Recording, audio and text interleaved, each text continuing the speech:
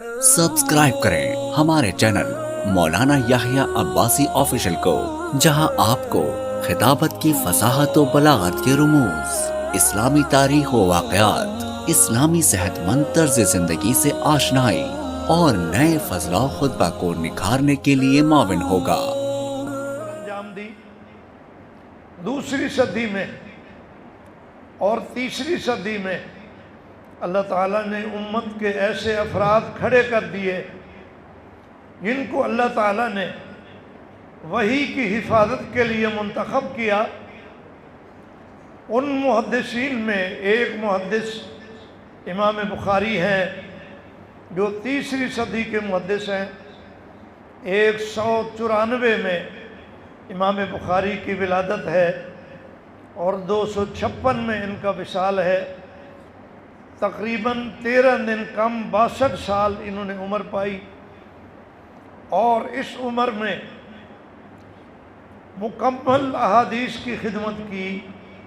अल्लाह ताला जिसको वही की खिदमत के लिए मुंतखब करता है उनको अल्लाह ताला ज़हानत भी देता है, हाफ़ज़ा भी देता है, शौक़ तलब भी देता है और मेहनत का जज्बा भी देता है और अल्लाह करीम उनको तक़वा भी देता है।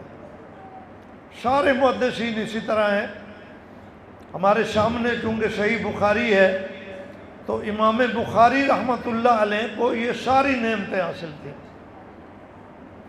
ऐसे लगता है कि इमाम बुखारी को अल्लाह ने वही की खिदमत के लिए चुन लिया था।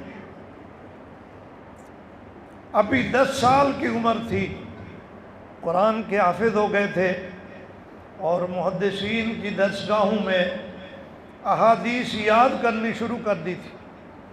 बुखारा के शहर में और इर्द गिर्द में जितने मुहद्दिसीन मौजूद थे उनकी दरसगाहों में जाते थे और अहादीस याद करते थे।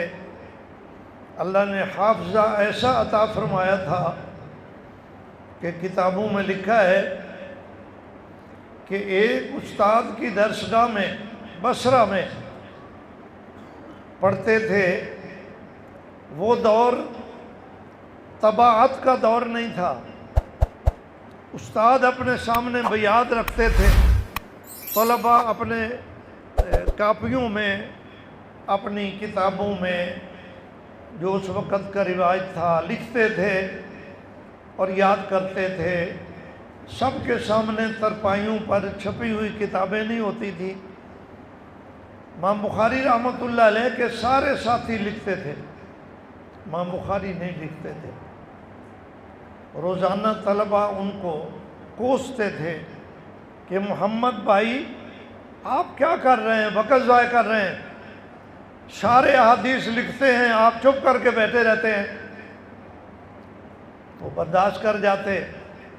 जब बहुत ज़्यादा ताने देने लगे तो एक दिन फरमाया, मेरे दोस्तों जितने बयाज आपने लिखे हैं वो ज़रा लाओ मेरे सामने। उन्होंने कापियाँ निकाल ली। फरमाया तुम अपनी कापियाँ खोल लो, मैं तुम्हें 15,000 हदीसें सुना देता हूँ। उस वक़्त तक 15,000 हदीसें उस्ताद से पढ़ चुके थे। इमाम बुखारी ने वर्कों पर, कागज़ों पर, गत्तों पर, लकड़ियों पर, हड्डियों पर नहीं लिखा था, अपने सीने पर लिख लिया था। ये इमाम बुखारी का हाफ़ज़ा था। इसलिए अल्लाह ने इनको खिदमत हदीस के लिए मुंतखब किया था। अल्लामा इब्न हजर अस्कलानी फरमाते हैं कि इमाम बुखारी एक दफ़ा बगदाद में तशरीफ़ लाए। बगदाद एक ऐसा शहर था जिसको अल्लाह ने बतौर इल्मी मरकज़ के कबूल किया हुआ था। आप ये सुनकर हैरान होंगे, बगदाद के शहर में जो लाखों की आबादी पर मुश्तमिल था, शहर बहुत बड़ा शहर था, वहाँ ऐसे ऐसे बड़े मुहद्दिस पढ़ा रहे थे हदीस जिनके पास दरसगाह में 30,000 तलबा बैठ के पढ़ते थे। 30,000۔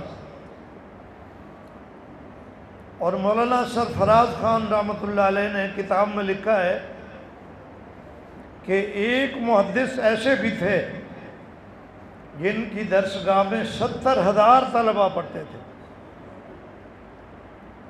آگے مولانا نے لکھا کہ ایک محدث بغداد میں ایسے بھی تھے جن کے پاس پڑھنے والوں کی تعداد 1,70,000 تھی۔ آپ حیران ہوں گے کہ اس لاؤڈ اسپیکر کے دور میں ہمارے پاس 30-40 طلبہ ہوتے ہیں، ہم اسپیکر میں پڑھاتے ہیں کہ آواز نہیں پہنچتی۔ 1,70,000 تک آواز پہنچ رہی تھی، اور وہ بیٹھے کہاں تھے؟ شہر سے باہر میدان میں۔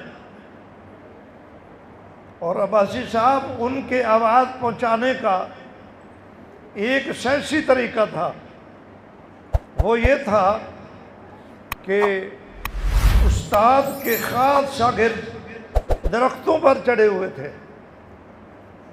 یہ استاد حدیث بولتے تھے، ان کے شاگرد حدیث سن کر زور سے اس حدیث کو آگے نقل کرتے تھے۔ اس کے آگے درختوں پر اور ان کے شاگرد بیٹھے تھے، وہ ان کو آگے منتقل کرتے تھے، آخری شاگرد تک اس استاد کی حدیث اس طرح پہنچائی جاتی تھی۔ یہ وہ دور تھا جس میں محدثین کا بغداد میں چرچا تھا۔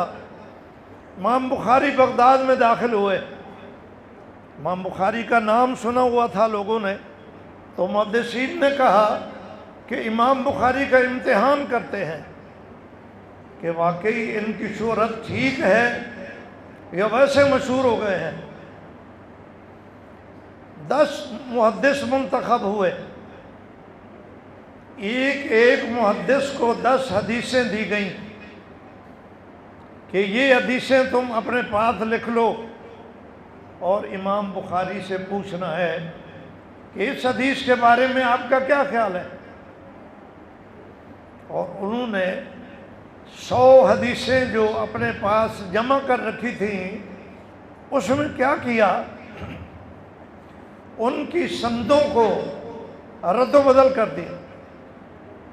آپ کو پتہ ہے کہ حدیث سند اور متن 2 چیزوں پہ مشتمل ہوتی ہے۔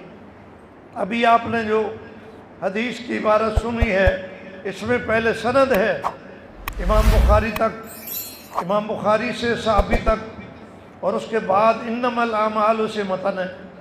انہوں نے کیا کیا کہ اس حدیث کی سند اس سے ملا دی، اس حدیث کی سند اس سے ملا دی، 100 حدیثوں کی سندوں کو متنوں میں رد و بدل کر کے لکھ کے رکھ لیا۔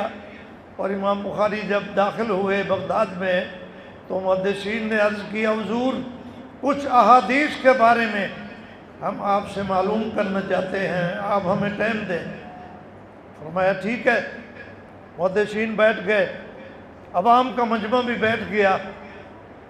ایک محدث اٹھا، اس نے کہا، امام صاحب یہ 10 حدیثیں ہیں میرے پاس، پڑھ کے سنائیں، اس کے بارے میں آپ کا کیا خیال ہے کہ یہ حدیثیں صحیح ہیں یا نہیں؟ امام بخاری نے فرمایا، لا اعرفو، میں نہیں پہچانتا۔ پھر دوسرے محدث نے سنائی، فرمایا لا اعرفو، میں نہیں پہچانتا۔ پھر تیسرے محدث نے سنائی، کہا لا اعرفو۔ 10 محدثین نے 100 حدیثیں سنائیں۔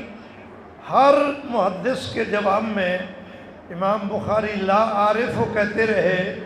عوام میں بڑی کھلبلی مچ گئی کہ یہ کیسا محدث ہے، ایک حدیث بھی نہیں آتی اس کو، جو حدیث پوچھی جاتی ہے کہتا ہے لا اعرفو۔ لیکن جو پوچھ رہے تھے وہ سمجھ رہے تھے کہ امام بخاری کے سامنے جو ہم احادیث نقل کر رہے ہیں وہ اصل حالت میں نہیں ہے، اس لیے امام فرما رہے ہیں لا اعرفو۔ جب 100 حدیثوں سے فارغ ہو گئے تو انہوں نے کہا پھر حضرت آپ بتائیے یہ کیسے ہونی چاہیے؟ امام بخاری رحمۃ اللہ علیہ نے سب سے پہلے محدث کی وہ 10 حدیثیں سنائیں، حالانکہ امام بخاری لکھ نہیں رہے تھے، وہ 10 حدیثیں سنائیں جو رد و بدل کے ساتھ اس نے پڑھی تھی۔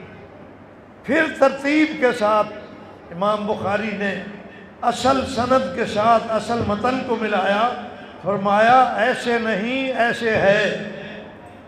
پھر دوسرے محدث کی 10 حدیثیں لیں اسی ترتیب کے ساتھ جس ترتیب کے ساتھ اس محدث نے رد و بدل کیا تھا، سنائیں۔ پھر اصل حدیثیں سنائیں کہ ایسے نہیں ایسے ہیں۔ پوری 100 حدیثوں کو امام بخاری نے تبدیلی کے ساتھ بھی سنا دی اور اصل حدیث بھی سنا دی۔ تو علامہ ابن حجر فرماتے ہیں امام بخاری کا اصل احادیث کو سنا دینا کوئی بڑا کمال نہیں، کیونکہ یہ حافظ الحدیث تھے، یہ ان کا فن تھا۔ حافظے کا کمال یہ ہے کہ امام بخاری نے اسی ترتیب کے ساتھ جس ترتیب کے ساتھ انہوں نے سنائی تھی رد و بدل شدہ ان کو بھی سنایا اور اصل احادیث بھی سنائی۔ یہ امام بخاری کے حافظے کا کمال ہے۔ اللہ تعالیٰ نے امام بخاری کو تقوی ایسا عطا کیا تھا، آپ فرماتے ہیں جو سب سے بڑا خطرناک مسئلہ ہے ہم مولویوں کے لیے وہ چوری کا نہیں ہے، چوری نہیں کرتے، ہم زنا نہیں کرتے، اللہ ہمیں بچاتا ہے، لیکن ہم غیبت کر لیتے ہیں۔ امام بخاری فرماتے ہیں کہ میں نے جب سے یہ سنا ہے کہ غیبت حرام ہے میں نے ایک دفعہ بھی غیبت نہیں کی۔ فرمایا میدان قیامت میں مجھے یقین ہے کہ اللہ مجھ سے غیبت کے بارے میں سوال نہیں کرے، کبھی نہیں کی۔ جبکہ امام بخاری وہ عظیم شخصیت ہیں جو درسگاہوں میں رہے، علماء میں رہے، میدانوں میں رہے، اور بہت سارے حاسدین بھی تھے جو امام بخاری کے خلاف فتویٰ بازی بھی کرتے تھے، امام بخاری پر الزام بھی لگاتے تھے، لیکن امام بخاری رحمۃ اللہ علیہ نے کسی کی غیبت نہیں کی۔ یہ امام بخاری کے تقوی کا اعلیٰ مقام ہے۔